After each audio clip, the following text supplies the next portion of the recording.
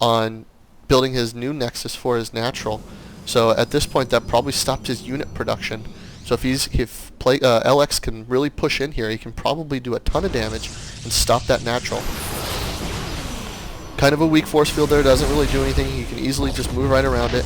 And again, right there, big time stoppage there by LX, making Playkad stop that Nexus. He had to cancel it.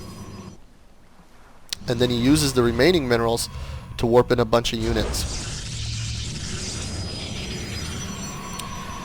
So at this point, Playkad really needs to go ahead and probably be on the more defensive side. He needs to get this natural up. He needs to get more units in here to protect any kind of offensive attack from LX. And finally, he's got that extended thermal lance upgrade. He needed that 5 minutes ago, and now he's finally got it. So he does have his natural coming up, and it looks like LX is just maybe wanted to try to do a little hide flank here to see if his army would push up and he'd kind of get him in the backside, but it doesn't look like it. He realizes his army might be better at this point. Both players have 0 upgrades basically for armor and offense, so it'll be interesting to see with the low attack who can win this battle here. So both players are going in. The Guardian Shield comes up. Still no extended thermal lance yet, so see how close these Colossus are. They're doing a ton of splash damage, yes, but look how close they have to be. And he realizes he needs to back those up because they'll easily get focus fired down. And this army, again, is going to take down this natural. So Playkad in a world of hurt at this point because LX has his natural fully going, and it looks like Playkad is almost completely gone on minerals here in his main base. And LX takes again the natural. So Playkad in a world of hurt. He really needs to do something. I would like to maybe see his remaining minerals go for some more Colossus, because he does have that extended thermal lance coming up. And if he can get a couple things down, a few more Colossus and a couple sentries, and he would easily counter this army. As the extended thermal lance, he could drop the force fields right here and just use big time splash damage.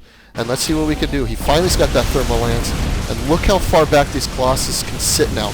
They're at the basically, it's still almost inside the base, just raining death down, and he tries to stop this Colossus by putting a force field, but like I said, they just shoot right over it.